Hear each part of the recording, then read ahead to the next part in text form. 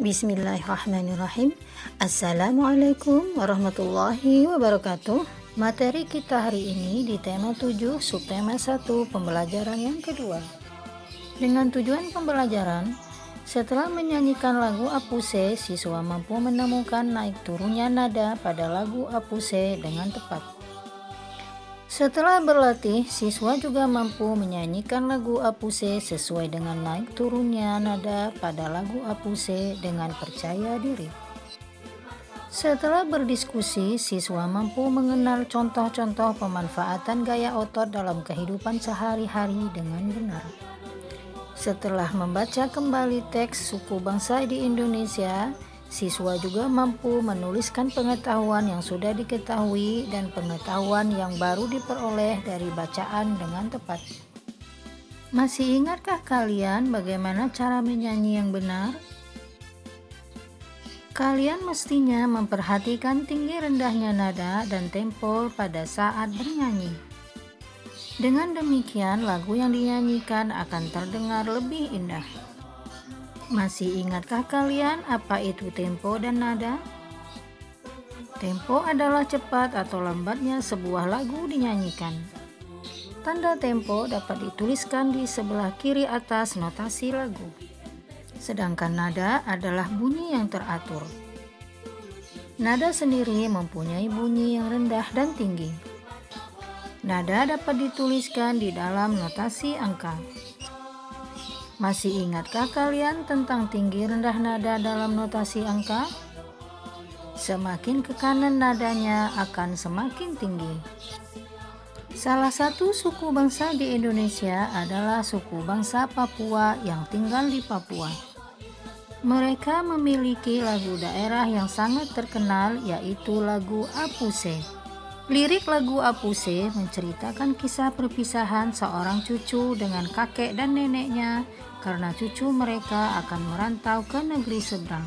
Lagu Apuse juga harus dinyanyikan dengan memperhatikan tinggi rendahnya nada dan tempo. Mari bersama kita menyanyikan lagu Apuse.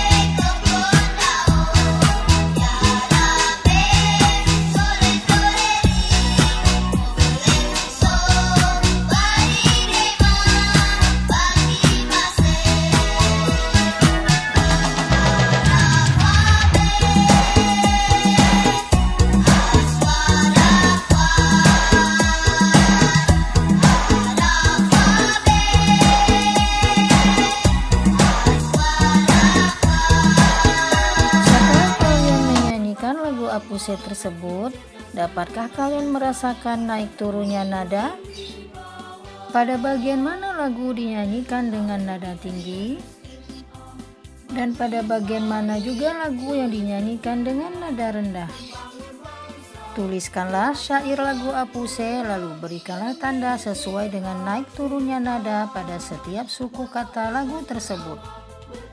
Berikanlah tanda dengan menarik garis naik, rata, atau turun. Seperti halnya pada contoh di halaman 14. Otot adalah suatu jaringan dalam tubuh manusia maupun hewan yang berperan sebagai alat gerak aktif yang menggerakkan rangka tubuh manusia dan organ dalam tubuh.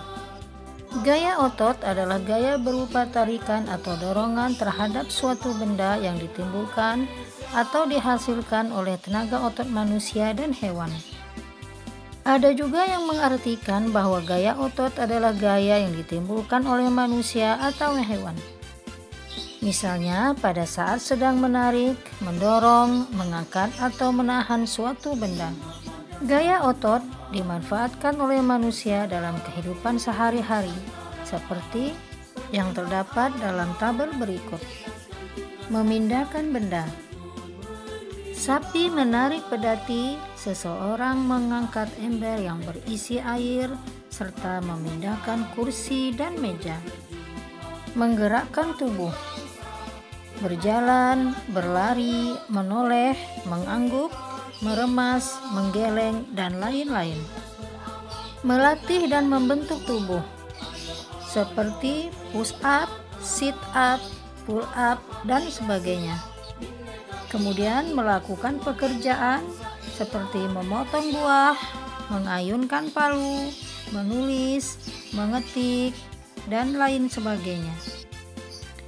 Mempertahankan postur tubuh seperti berdiri, jongkok, dan duduk. Sebuah teks biasanya berisi informasi-informasi penting, salah satunya informasi tentang pengetahuan. Pengetahuan tentang keragaman suku bangsa dan agama di Indonesia juga dapat diperoleh dari sebuah bacaan atau teks. Menggali informasi dapat dilakukan dengan membaca teks dengan seksama. Dengan membaca, kalian dapat memperkaya pengetahuan. Ada pengetahuan yang mungkin telah kalian pahami sebelumnya, dan ada pula pengetahuan baru yang kalian dapatkan dari membaca teks atau bacaan. Bacaan yang digunakan untuk mendapatkan pengetahuan biasanya adalah teks non-fiksi. Tahukah kalian tentang teks non-fiksi? Teks non-fiksi adalah teks yang dibuat berdasarkan fakta, realita, atau hal-hal yang terjadi dalam kehidupan sehari-hari. Ada beberapa hal yang harus diperhatikan pada saat mengidentifikasi informasi dari sebuah teks atau bacaan, yaitu sebagai berikut. Membaca judul teks. Judul teks dapat menjadi acuan kita untuk mengetahui apa saja yang dibahas dalam sebuah teks. Membaca keseluruhan isi teks. Mencatat informasi yang dianggap penting atau pengetahuan yang belum kalian pahami sebelumnya.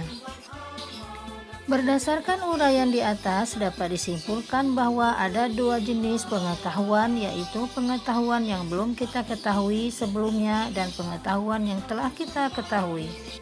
Setelah membaca sebuah teks, kalian dapat menambah pengetahuan yang telah kalian miliki dengan pengetahuan baru, karena selain menambah, kalian juga dapat melengkapi pengetahuan yang telah ada.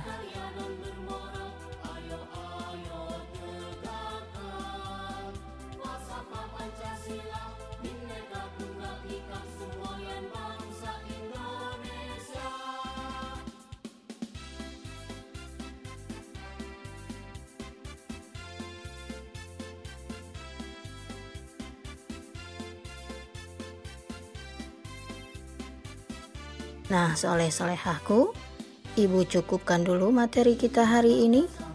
Tetap semangat belajar di rumah, tetap jagalah kesehatanmu, dan kita berjumpa di video pembelajaran Ibu selanjutnya.